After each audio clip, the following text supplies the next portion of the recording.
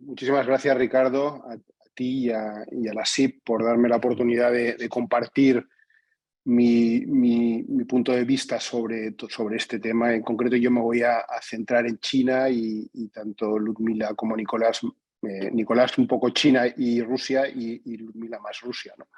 Pero mi área de conocimiento es sobre todo China, como os he explicado en mi bio.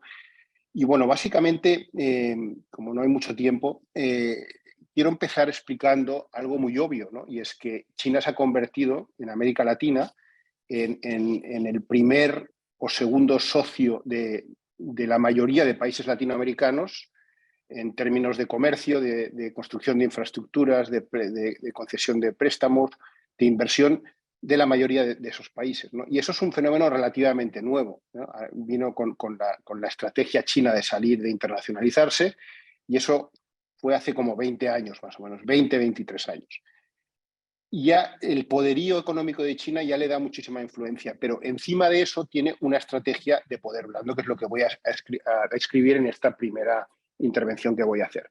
¿En qué consiste esta estrategia? Bueno, básicamente tiene dos patas. Una son los acuerdos institucionales a largo plazo, que establece con distintos actores de nuestras sociedades, y luego un programa de captación de las élites, ¿no? Estamos hablando de un esfuerzo coral de China, ¿no? Por un lado, del Partido Comunista, por otro lado, órganos del Estado chino, y por otro lado, y eso es muy importante porque muchas veces desde nuestro lado no se percibe de esa manera, lo que yo llamo organismos más periféricos en la estructura del partido-Estado, que tienen apariencia muchas veces de sociedad civil, pero que no lo son, porque reman siempre en la misma dirección que el régimen, o por lo menos no reman en contra, ¿no? Para que esas universidades, esos medios de comunicación, esos think tanks, esas asociaciones empresariales que creemos que forman parte de la sociedad civil como la entendemos nosotros, pues en el caso de China forman parte de alguna manera del régimen, ¿no?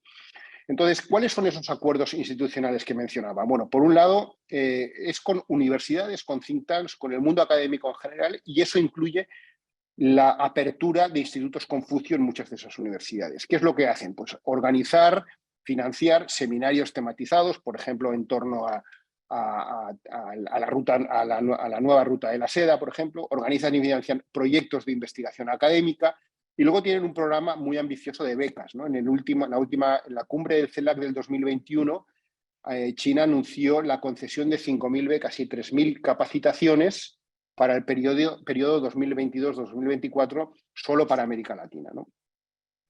Otros actores, los partidos políticos, ¿no? Yo hice un trabajo hace un par o tres de años en el que contabilicé 326 encuentros y viajes de delegaciones de partidos políticos latinoamericanos a China, financiado por China, o del Partido Comunista a América Latina. 326 encuentros desde el 2002 al 2020, y eso es un recuento de mínimos porque la única fuente que hay de eso es en la propia web del Partido Comunista, ¿no? Yo en ese trabajo pude constatar que había muchos encuentros que habían ocurrido que no estaban recogidos en esa estadística, ¿no? En cualquier caso, no creo que haya un partido político en el mundo que haga un esfuerzo de esta magnitud. Obviamente eso lo que nos dice es que ellos le ven valor a eso, y básicamente lo que tratan de conseguir con estos encuentros es pues cercanía con las personas que toman las decisiones en nuestros países, recabar legitimidades, gestionar amenazas en un contexto, en un entorno mucho más flexible, el fomentar o impulsar hermanamientos con ciudades de nuestros países, favorecer grupos de amistad en nuestros congresos, en nuestros parlamentos, en nuestros congresos nacionales. Hay 12 actualmente en América Latina. Y aparte de estas visitas está pues, cumbres multilaterales. La primera importante se hizo en 2017 en Pekín. Participaron 300 representantes políticos de 120 países que fueron invitados a Pekín. En ellos, Xi Jinping anunció que iba a invitar a 15.000 políticos o representantes políticos de todo el mundo en los siguientes 5 años. Y la última cumbre de estas características ocurrió hace justo un mes y pico. Fue online y participaron 500 representantes de partidos políticos de 150 países. El tercer actor son los medios de comunicación, ¿no? En esos acuerdos institucionales. Son acuerdos, por un lado, acuerdos de coproducción y de content sharing, ¿no? Para compartir contenidos. Muchas veces de lo que se trata es de que China financia a cambio de que los medios locales emitan o publiquen esos contenidos, ¿no? A veces son acuerdos entre agencias de noticias, con Xinhua. Otras ocasiones es algo que lo pueden hacer otros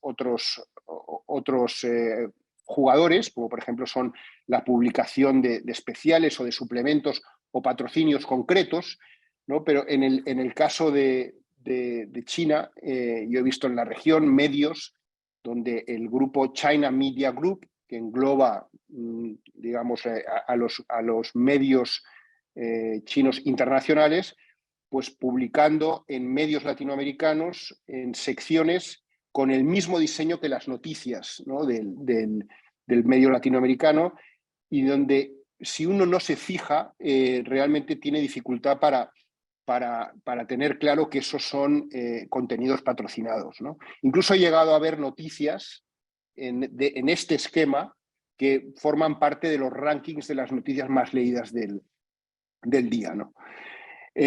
Por otro lado, son estos acuerdos, o sea, no es una contribución, como a veces se piensa, una contribución al pluralismo informativo. China lo que trata es de monopolizar el discurso sobre la China actual y obviamente presentar una China amable, en el sentido de que, bueno, ellos creen que la mala imagen que China tiene es una imagen que proyectan los medios occidentales, que supuestamente tendríamos el propósito de aislar a China, ¿no?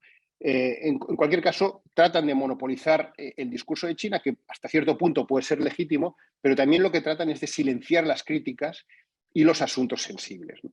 Luego, obviamente, todos estos acuerdos están envueltos de una retórica amable y de una retórica de amistad. El acuerdo que firmó CGTN, el canal de televisión chino, con 30 canales latinoamericanos, en esa presentación de ese acuerdo se hablaba de, abro comillas, de mejorar el entendimiento, de profundizar en la cooperación, en la cohesión y en el consenso mediático, y se hablaba también del desarrollo de un acuerdo para desarrollar la amistad entre China y América Latina, ¿vale?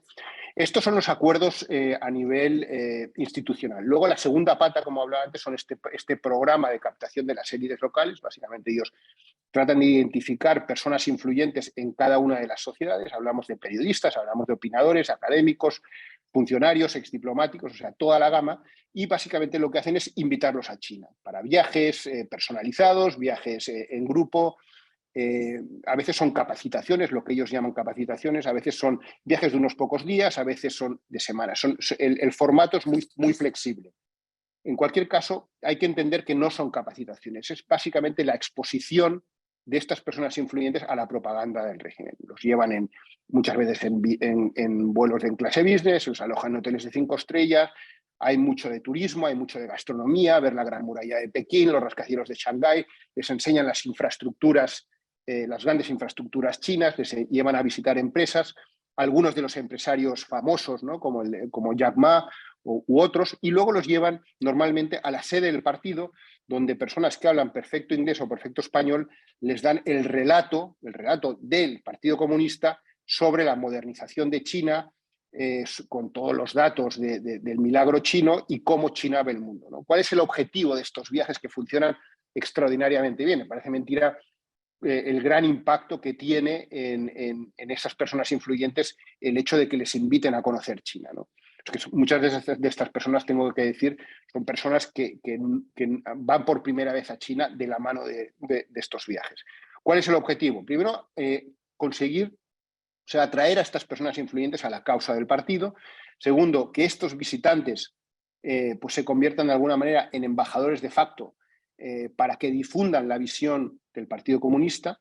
Obviamente tener una red de aliados, como decía antes, neutralizar la mala imagen que tiene China, monopolizar el discurso de la China actual y, por último, legitimar internacionalmente al Partido Comunista y su sistema autoritario. Todo esto, toda esta estrategia de poder blando acontece, y ahí no me puedo parar porque tengo que darle la palabra a mis compañeros, acontece en un en un contexto de gran desconocimiento general, no solo en América Latina, yo diría que es en todo el mundo con algunas excepciones, pero un gran desconocimiento sobre lo que es China, su historia, su capitalismo de Estado, su sistema político, etc., ¿no? Entonces por ahí podréis entender por qué creo yo que con todas las excepciones que queramos, en general es una estrategia de poder blando que está funcionando bien para China, ¿vale?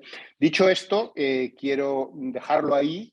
Luego me meteré con las narrativas, pero quiero darle la palabra primero a Nicolás de Pedro para que nos hable un poco de la alianza que esta China que acabo de escribir tiene con Rusia en el ámbito geopolítico y que nos hable un poco de lo que de la batalla que estos dos países tienen contra lo que se ha llamado el orden internacional basado en las reglas, ¿no? Y cómo tratan de quebrar la hegemonía de Estados Unidos y la hegemonía euroatlántica. Nicolás, por favor, cuando quieras. Muy bien, pues muchas gracias, Juan Pablo. Bueno, en primer lugar, buenas tardes a todos. Muchas gracias a la Sociedad Interamericana de Prensa, la SIP. Estoy encantado de poder participar en esta sesión y de tener esta oportunidad de hablar y de cambiar puntos de vista con tantos colegas del otro lado del Atlántico. Y también muchas gracias a Juan Pablo Cardenal, que es el muñidor de mi presencia aquí, así que le agradezco mucho esta invitación. Bueno, para hablar de la alianza, bueno, vamos a de momento no ponerle nombre, de la relación entre Rusia y China. El primer punto yo creo que hay que, para quien no está muy familiarizado con el tema, es tener claro que hay visiones contrapuestas, ¿no? Y muy marcadas en este tema, en el que esto refleja en parte, ¿no? El que estamos hablando de la naturaleza opaca de ambos países, ¿no? Tanto Rusia como China, su proceso de toma de decisiones pues no es transparente, sino que es bastante opaco, ¿no?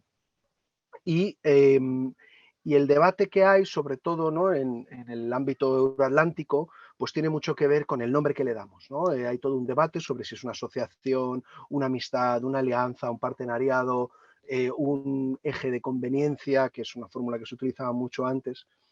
Y bueno, el debate está muy centrado en esto. En mi opinión, no es tan relevante el nombre que le demos para caracterizar esta relación bilateral, sino que nos centremos en los efectos y en qué es lo que une a Rusia y China, ¿no? Hay toda una serie de autores que enfatizan mucho lo que son las diferencias entre ambos, ¿no? Y es verdad que Rusia y China son dos países muy diferentes, es verdad que tienen puntos de fricción, escenarios o teatros en los que, bueno, pueden tener intereses hasta cierto punto contrapuestos, ¿no? Y siempre se resalta mucho pues, que puede haber competencia en Asia Central, en Siberia, en el extremo oriente ruso, la venta de armas ligeras en todo el continente africano, etcétera.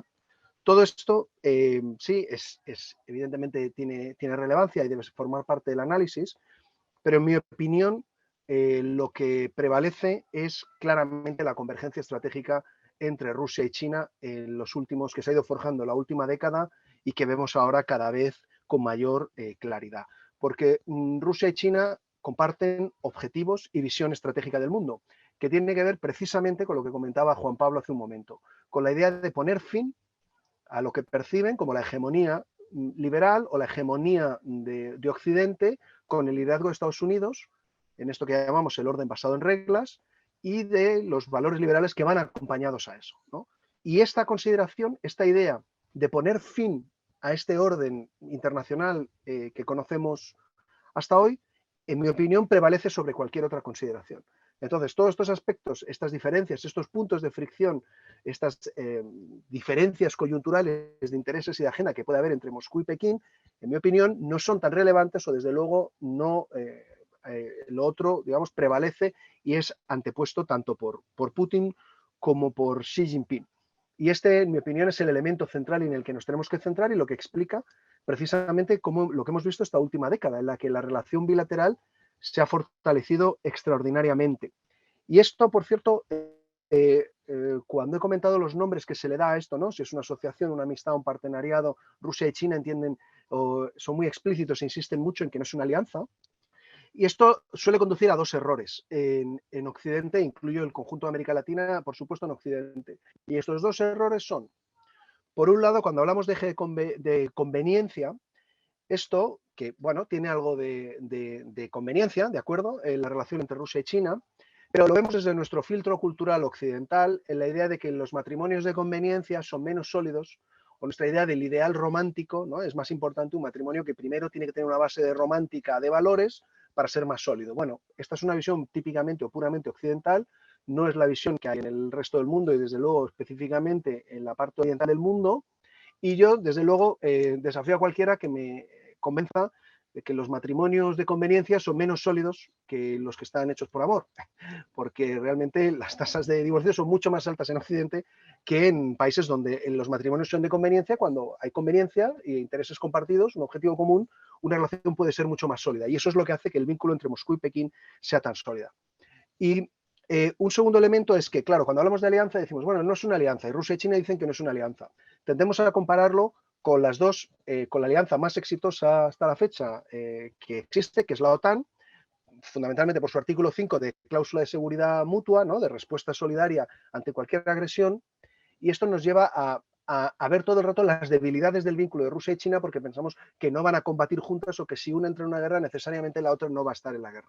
Bueno, esto puede ser así, pero no deja, en mi opinión, de conducir a un cierto equívoco por esto, precisamente, ¿no? Porque prevalece esta visión compartida. Además, son dos países o dos regímenes que no se perciben como mutuamente no amenazantes para el otro. Putin sabe que la China de Xi Jinping, que ha descrito Juan Pablo, no es una amenaza para su régimen y viceversa. Y ambos perciben, tanto Moscú como Pekín, que Occidente y sus valores son una amenaza para sus regímenes.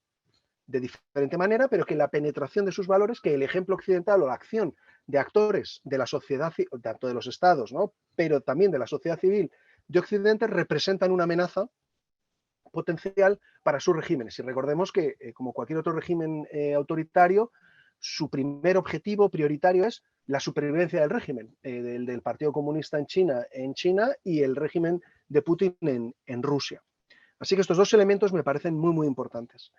En la última década, como digo, desde 2012, desde la llegada de Xi al poder, es muy importante además, coincide con el momento en el que, en mi opinión, se produce el punto de inflexión más claro en la Rusia de Putin, cuando Putin se pone ya, digamos, en lo que se dice en inglés wartime footing, o sea, con mentalidad de guerra y de confrontación con Occidente, que tiene que ver con una serie de protestas que hay en Moscú desde diciembre de 2011, que hacen que el régimen, por un par de semanas, las protestas se alargan hasta la primavera, bastantes semanas, pero que desde luego a finales de 2011 hay un momento de mucha tensión y mucha incertidumbre en Moscú, y ese es el momento, en mi opinión, en el que el Kremlin decide pasar a la ofensiva.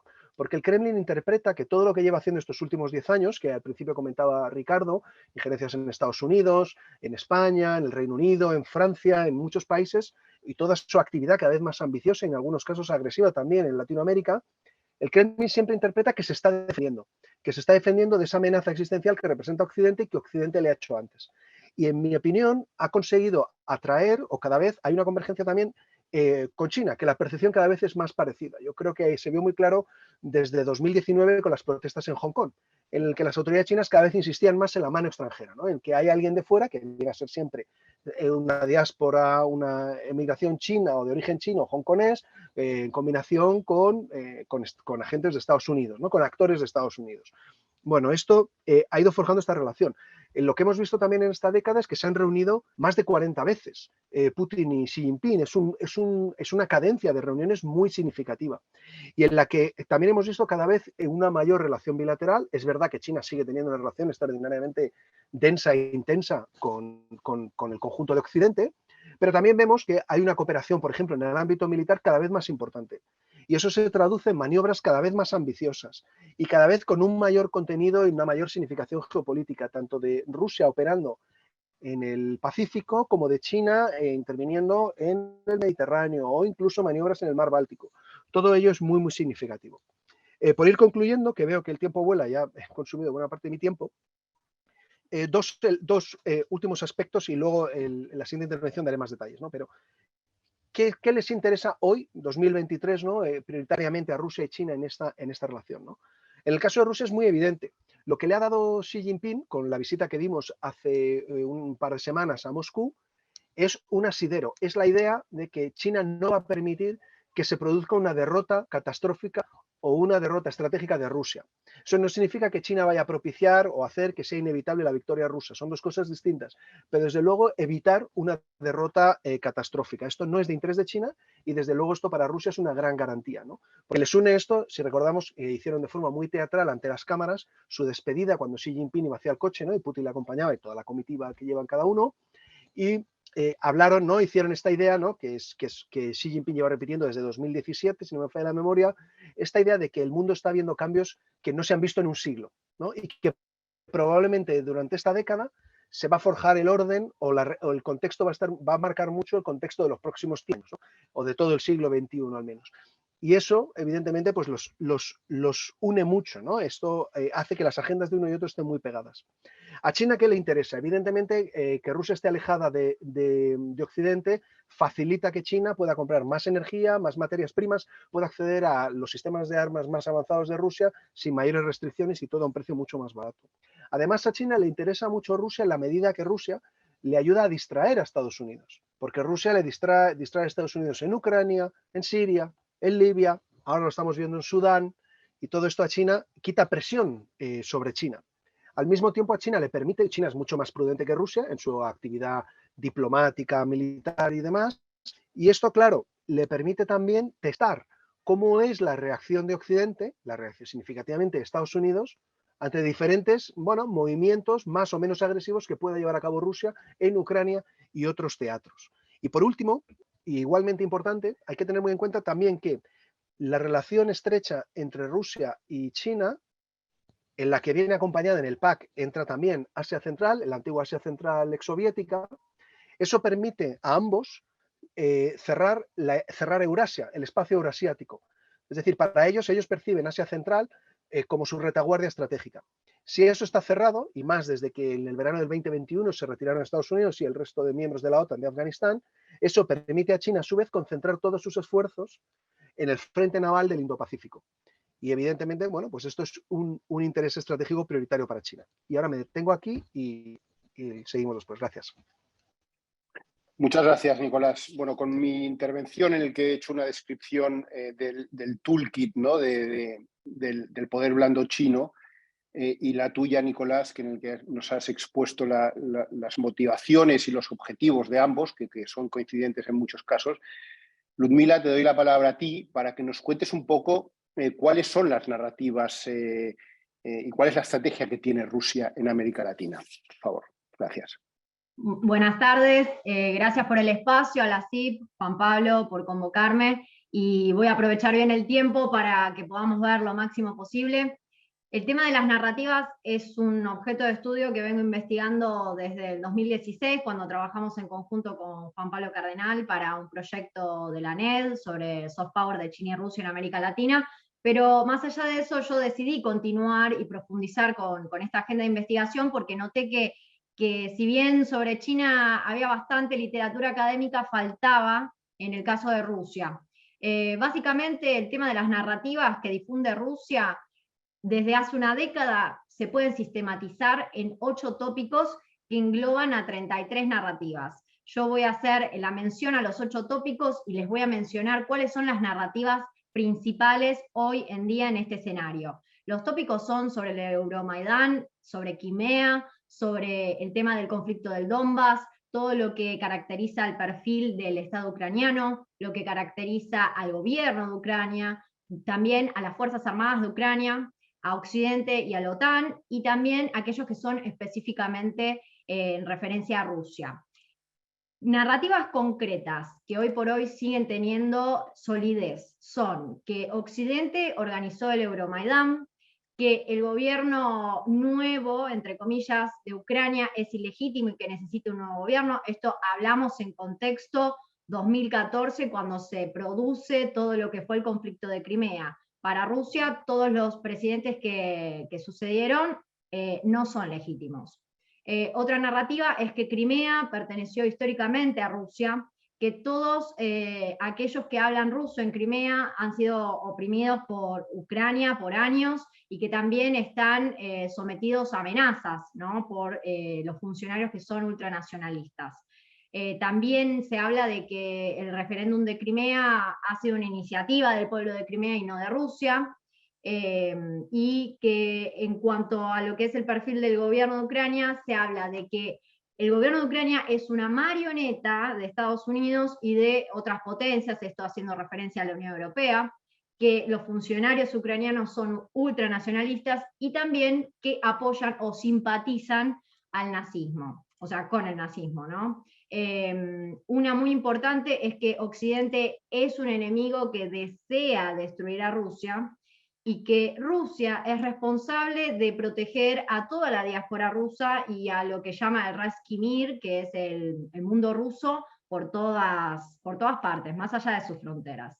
Y por último, que los países occidentales temen como esta potencialidad de expansión o de crecimiento que pueda llegar a tener Rusia. Esto, insisto, siempre desde la perspectiva de Rusia, ¿no? Teniendo en cuenta esto, las más predominantes son tres, que es que Occidente es un enemigo que desea destruir a Rusia, que los funcionarios del gobierno de Ucrania son ultranacionalistas y simpatizan con el nazismo, y que el referéndum de Crimea fue una iniciativa del pueblo de Crimea y Rusia no estuvo involucrada.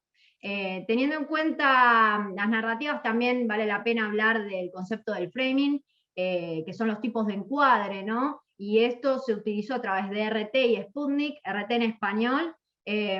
Ambos medios han utilizado en primacía lo que se llama priming, que es resaltar por sobre todo un aspecto solo del tema, también el compensatory terms, que es dar bien ese balance periodístico de todas las voces, diferentes campanas, y el symbolic, que es apelar a símbolos para poder despertar la emoción y exaltar el patriotismo.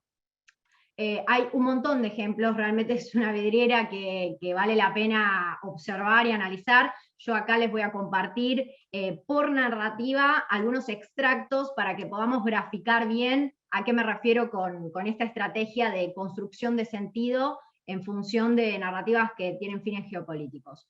Sobre el referéndum de Crimea, que fue una iniciativa del pueblo de Crimea y no de Rusia, leo. Crimea se integró en Rusia en marzo de 2014, después que la inmensa mayoría de su población avalara esta opción en un referéndum que, según Moscú, se celebró de conformidad con las normas del derecho internacional y la Carta de la ONU.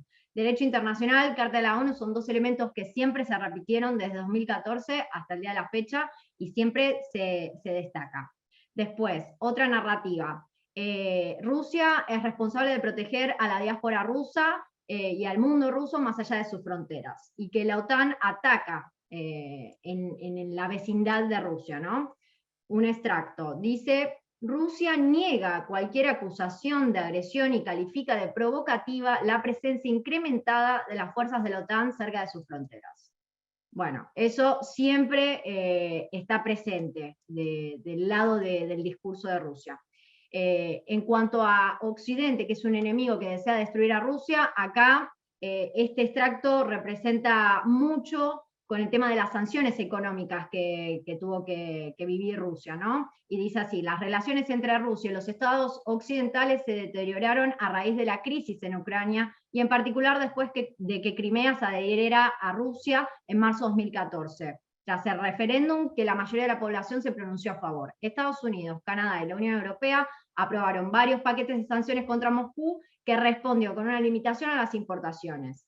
El diálogo normal con Estados Unidos brilla por su ausencia, pese a que Rusia siempre está preparada a cooperar de igual a igual. Esto es de nuevo insistir en que nosotros no tenemos la culpa, nosotros estamos dispuestos a la paz, al diálogo, pero Occidente, ustedes son los que nos buscan atacar.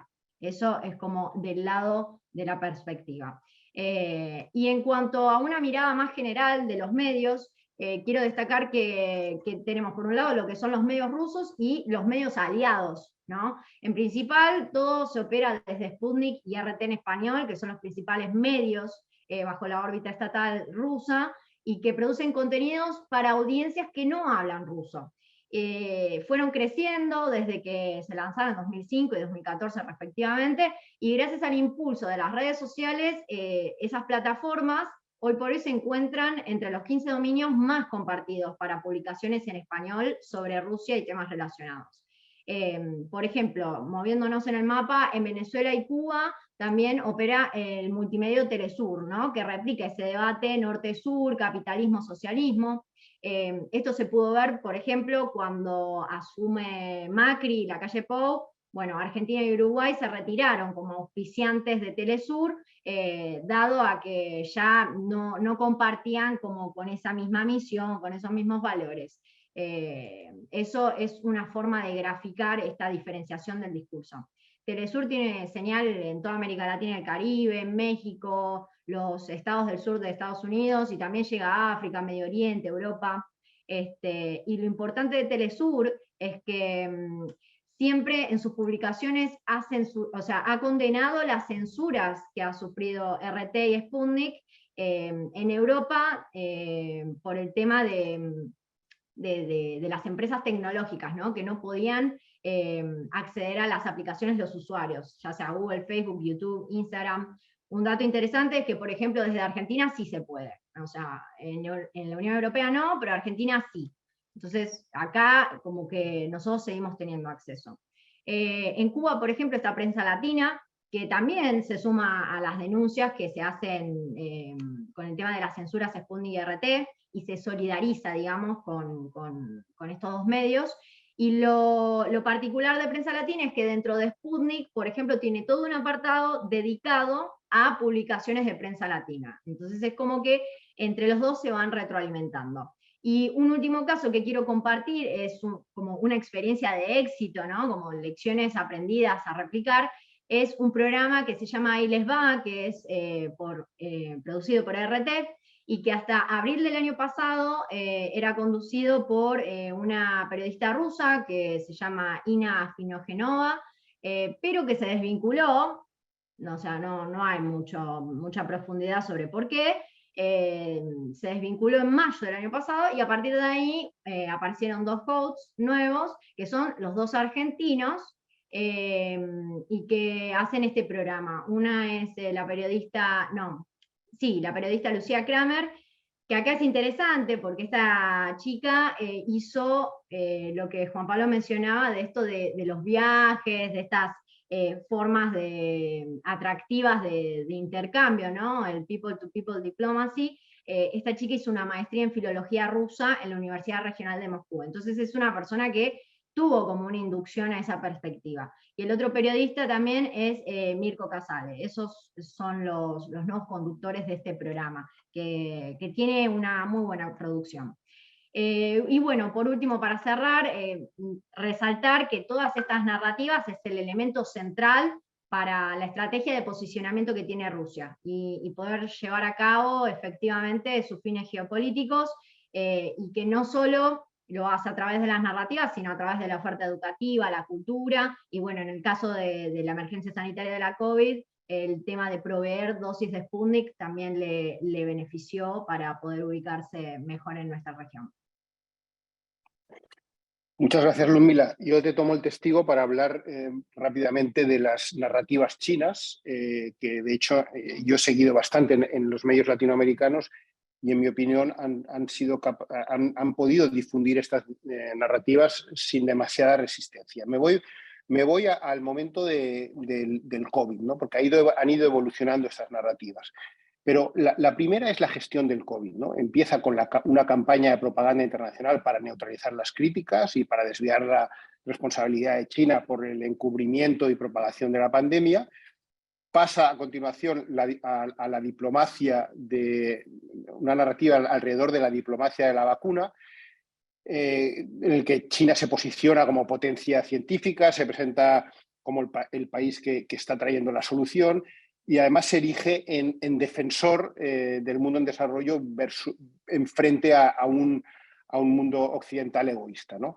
Lo relevante aquí es que, y es una cosa que pasó bastante desapercibida, es que la baja eficacia de la vacuna china, que lo supimos después, China fue capaz de difundir esta narrativa, pese a que su vacuna fue la única que no llevó sus ensayos clínicos en fase 3, no los publicó en revistas especializadas para escrutinio de la comunidad científica. O sea, fueron capaces de impulsar esa narrativa, pese a que, como luego se demostró, pues la eficacia era limitada, o como mínimo peor que las otras vacunas producidas.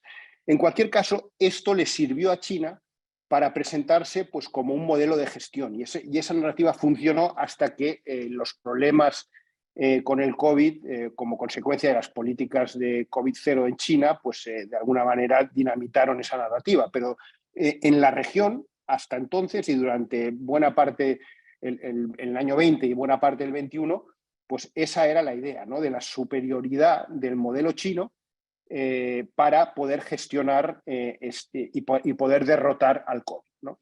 Eso lleva a China a utilizar ese tema de la superioridad del modelo chino versus el occidental. Utilizan otra narrativa que es el triunfo del modelo chino, del sistema chino, para erradicar la pobreza extrema, ¿no? Obviamente versus siempre el modelo occidental, que es presentado como caótico, como decadente, como disfuncional y como corrupto, ¿no? Pero de nuevo estamos ante una narrativa, o sea, utilizan un dato manipulado para impulsar la narrativa que quieren difundir. ¿Cuál fue ese dato? Bueno, ellos dicen que China consigue erradicar la pobreza porque no hay nadie en China que viva con menos de 2,25 dólares al día, ¿no? Bueno, este es el baremo que utiliza el Banco Mundial para países de bajos ingresos. Y el propio Banco Mundial considera a China un país de ingresos medios y medios altos. Por lo tanto, el umbral de la pobreza en los países de esa categoría está en 5,5 dólares al día. Por lo tanto, de hecho, el propio Li Keqiang, que era el que entonces era el número 2 del régimen y el vicepresidente económico, Li Keqiang dijo justo antes de estallar la pandemia que la mitad de la población china vivía con menos de 1.000 yuanes al mes, que eso es menos de 5 dólares al día. Pues no, si tenemos en cuenta, si creemos lo que decía el vicepresidente, podemos fácilmente llegar a la conclusión que hay muchísima gente todavía, cualquiera que conoce China y que conoce la China rural, sabe que eso no ha ocurrido. Sin embargo, quizá por la complejidad de la propia China, porque no es tan sencillo ir al fondo de las cosas muchas veces, pues yo creo que esa fue una narrativa que lograron difundir, como decía antes, sin mucha resistencia. En cualquier caso, Xi Jinping, y desde Xi Jinping, como explicaba antes, está metido en una hostilidad ideológica muy clara contra Occidente. Xi Jinping y el régimen actual considera que el sistema que tiene China es un sistema óptimo para China, y no solo óptimo, sino que considera superior en valores al occidental. De hecho, cuando toma posesión como presidente de China en la primavera del 2013, solo un mes después, pues no se publica, sino que se elabora el documento número 9 del Partido Comunista, que más tarde se filtra, y ahí constan las 7 prohibiciones que Xi Jinping impone a los miembros del partido. Son 7 prohibiciones de prohibición de difundir y promocionar los valores occidentales, la democracia, la sociedad civil, etcétera, etcétera, ¿no? Y de hecho, esa superioridad, esa narrativa de superioridad, ha evolucionado a que ahora China habla sin tapujos de que la suya es una democracia al estilo chino.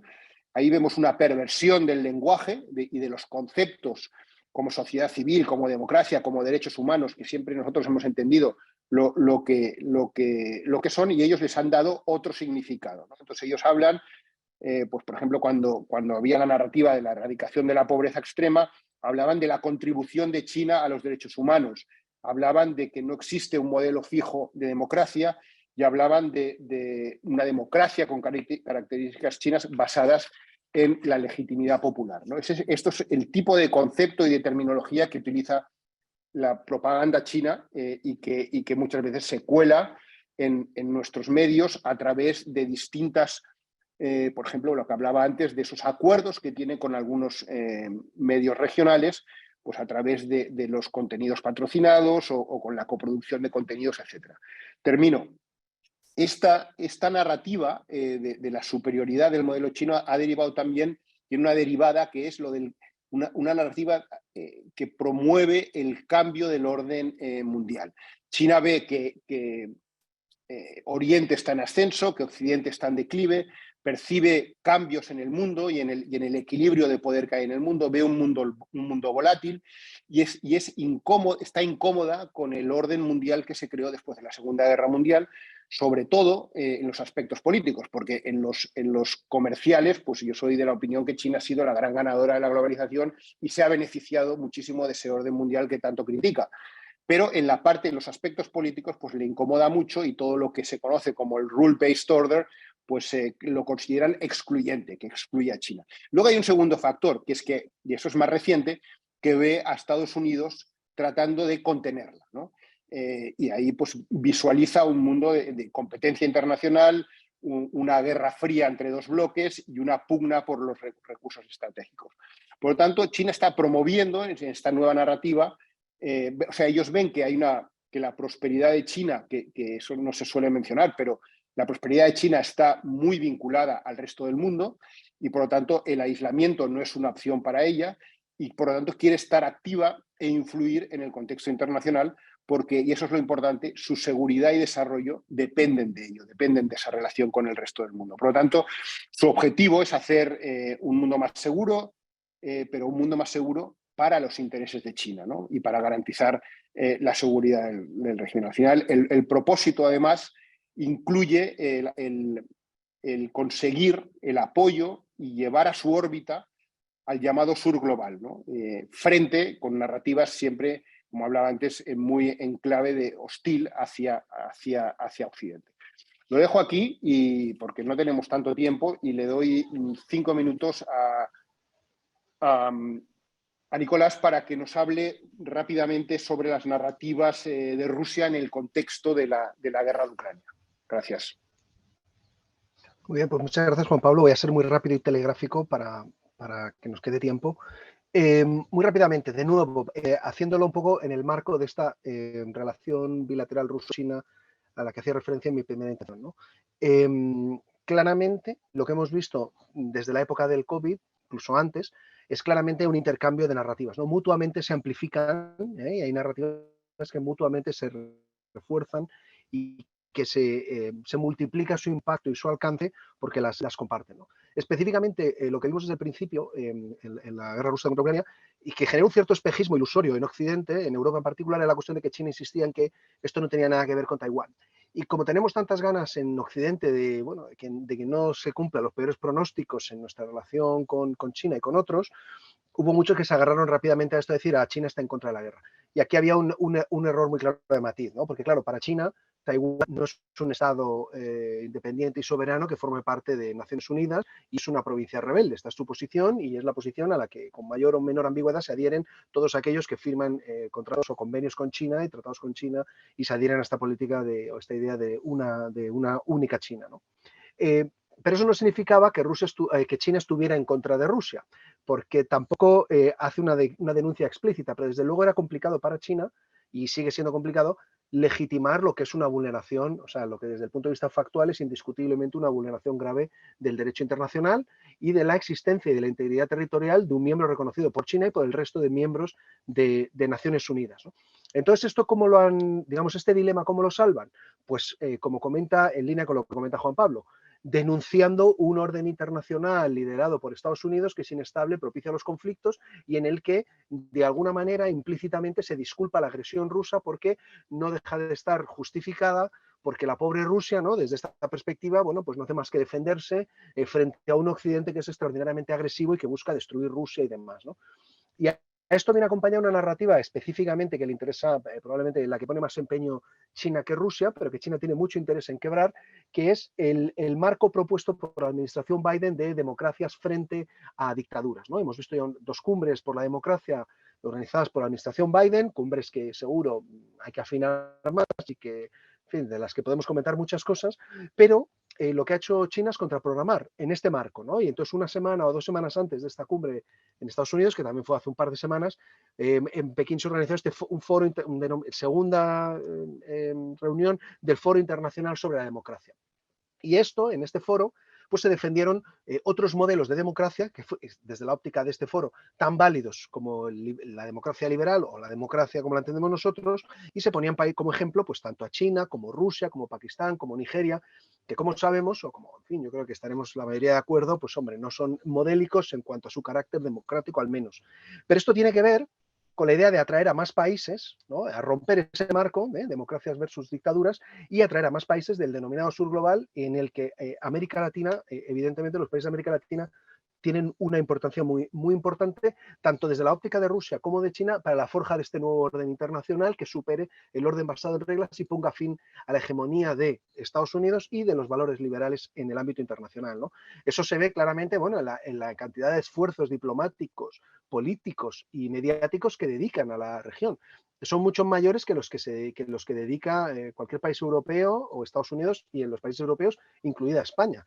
No hay más que ver, bueno, pues también lo que comentaba Ludmila, ¿no? El peso, el alcance tanto de RT en español como de CGTN o como de Hispan TV, ¿no? También Irán, o sea, un país como Irán dedica mayores esfuerzos en el ámbito comunicacional a todo el ámbito latinoamericano que la propia España, ¿no? Y yo creo que esto es un elemento francamente llamativo y significativo.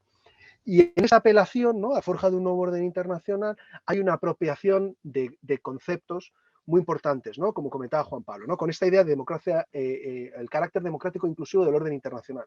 Rusia y China insisten mucho en esto, que el orden que tenemos hasta ahora, pese a que, como comenta Juan Pablo, China se ha beneficiado ampliamente de la globalización, pero es injusto, agresivo, y lo que necesitamos es un orden mucho más democrático e inclusivo. Pero no quiere decir en ningún caso que vaya a ser un orden compuesto por más países democráticos o en los que la democracia en cada uno de sus miembros sea mayor.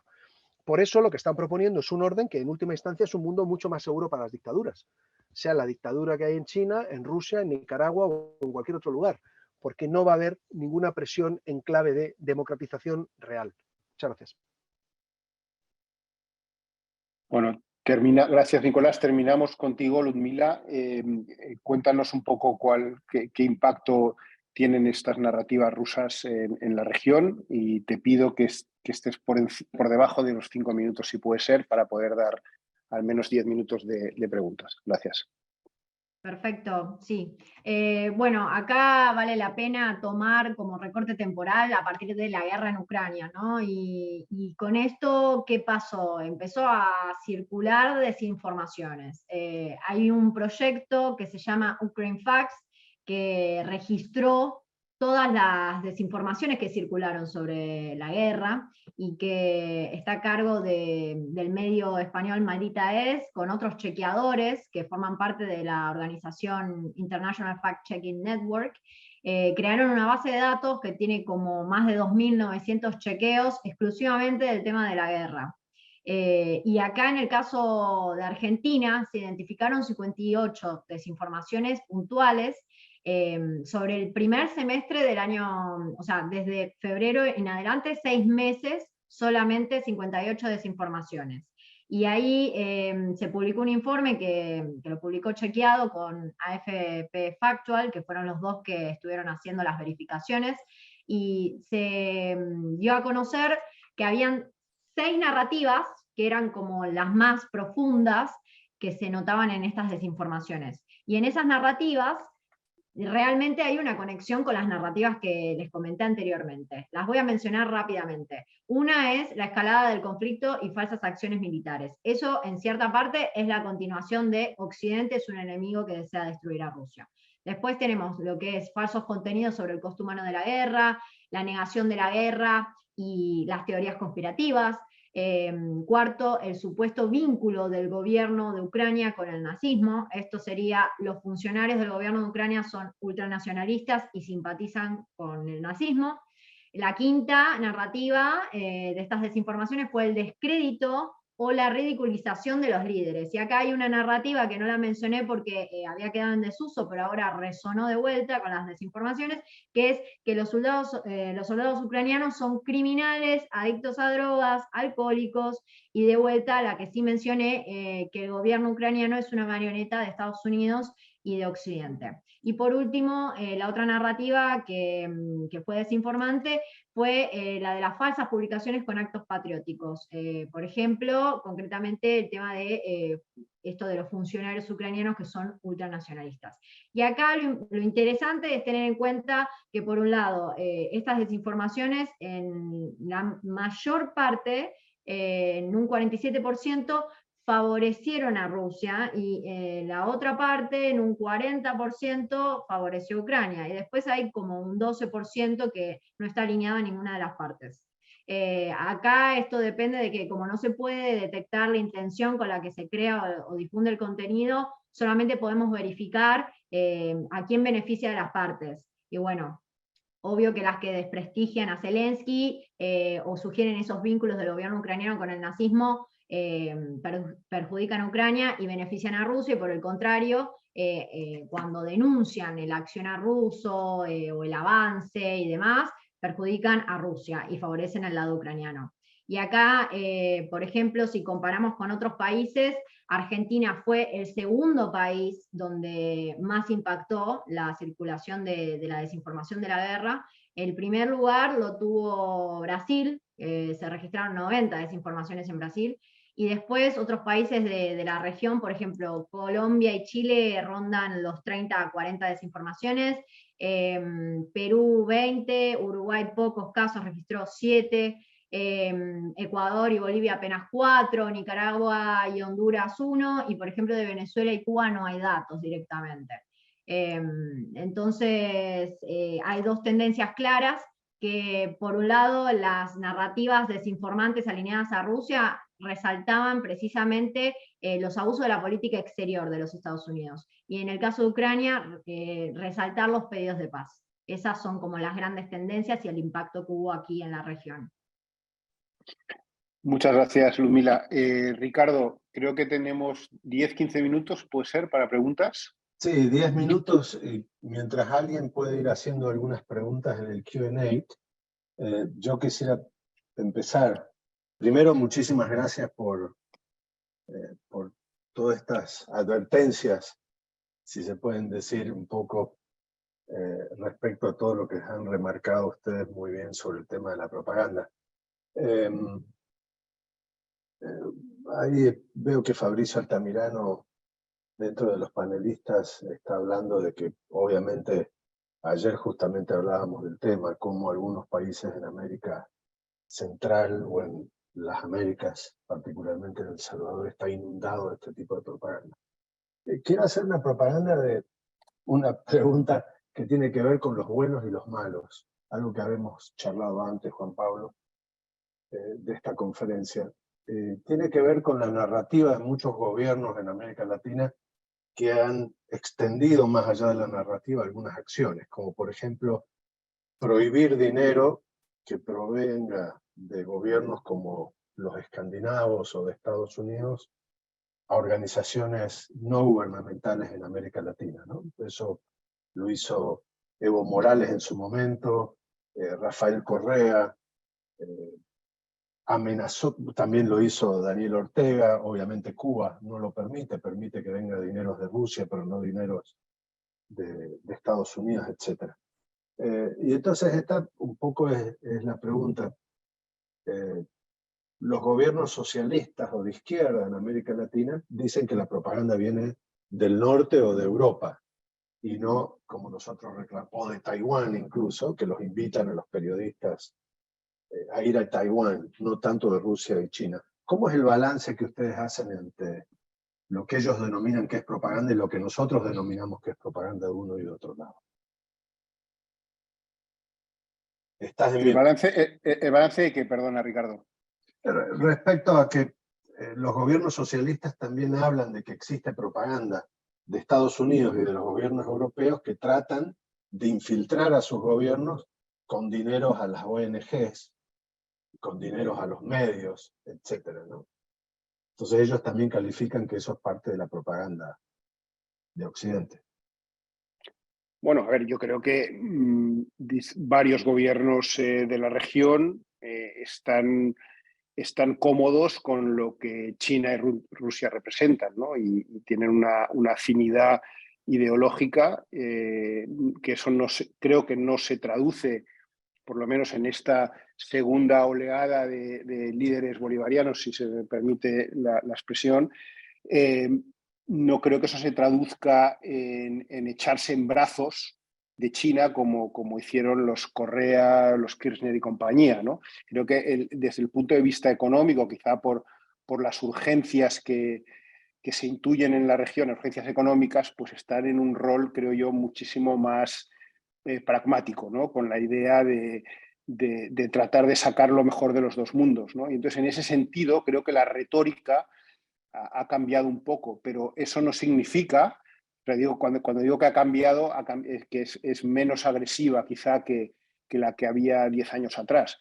Pero creo que muchos de estos gobiernos comparten, bueno, desde luego no tengo que decir a la mayoría de la audiencia que es latinoamericana el sentimiento antiestadounidense que hay en determinados ámbitos latinoamericanos y también en España, pero obviamente pues se alinean tanto con Rusia como con China y que están totalmente de acuerdo con las narrativas y obviamente todo lo que son toda esa estructura de sociedad civil, ellos lo visualizan como caballos de Troya prácticamente de los regímenes, de los gobiernos democráticos, ¿no?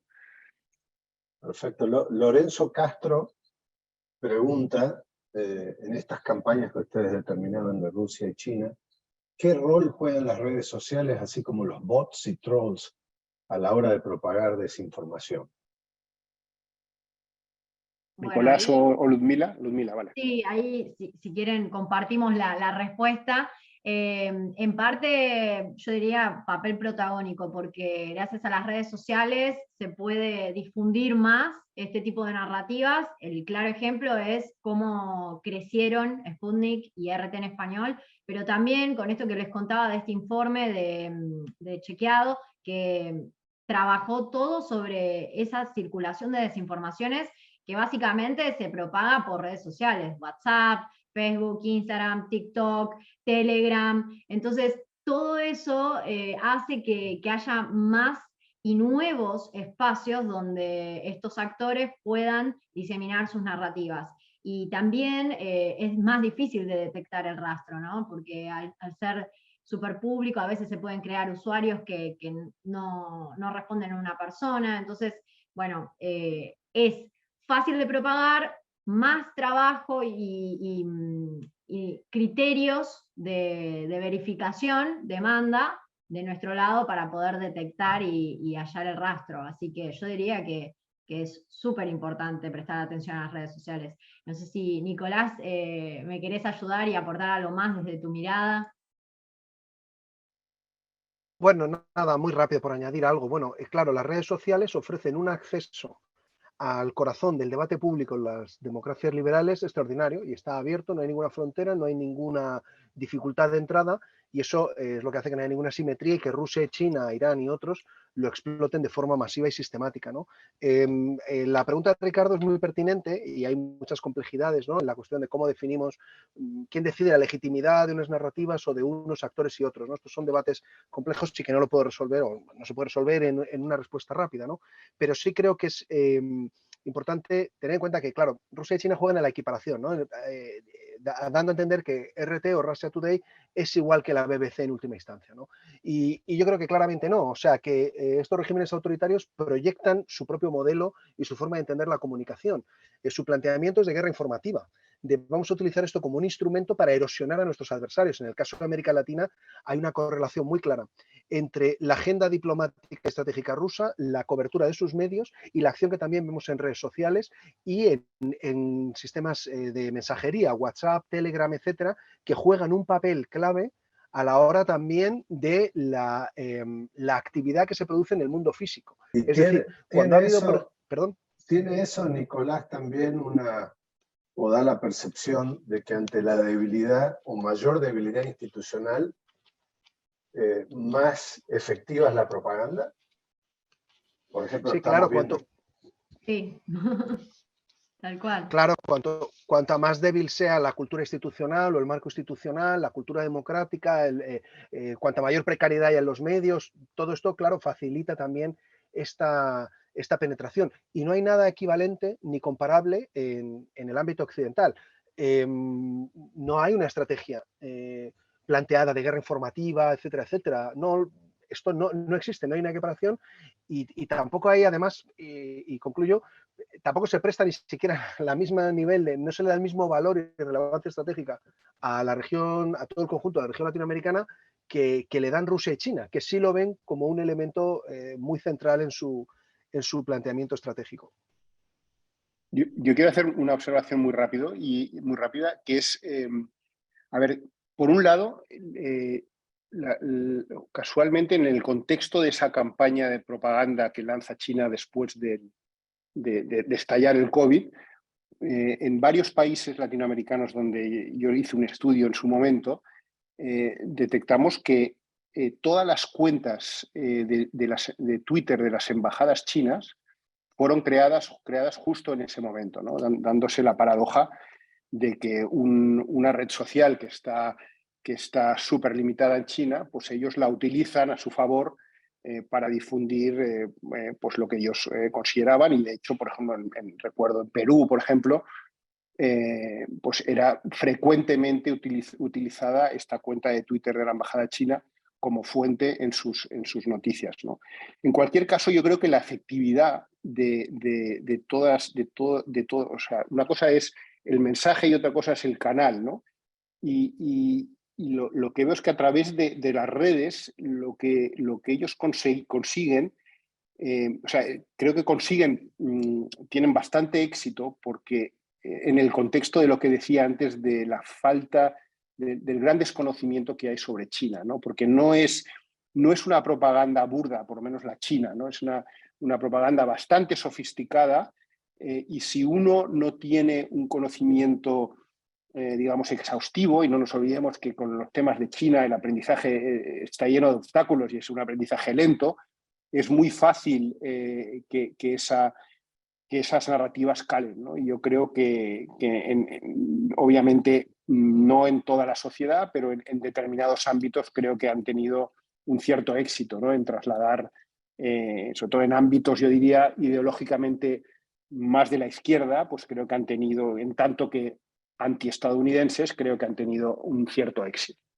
Muy bien, muchísimas gracias, Juan Pablo, Ludmila y Nicolás. La verdad que nos podríamos quedar 5 horas más hablando de este tema tan apasionante y cómo también está influyendo bastante en las narrativas periodísticas de todo el continente y del mundo.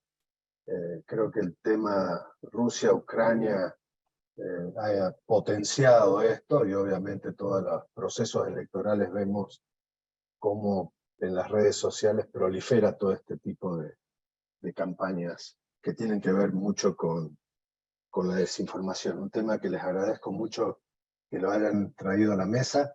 Te agradecería, Juan Pablo, que sigamos en sintonía también con Gabriel Salvia de Cadal para que podamos tener algunos webinars específicos sobre cómo responder desde el lado periodístico al tema de la propaganda y la desinformación. Sería muy útiles para nosotros, especialmente vos con toda esa experiencia recabada en China y tu trabajo posterior y el propio trabajo ahora sobre el tema de propaganda. Así que muchísimas gracias por estar con nosotros, por hablar de este tema, despertar en algunos un poco mayor interés sobre un tema preocupante de las agendas de las potencias rusas y China en las Américas.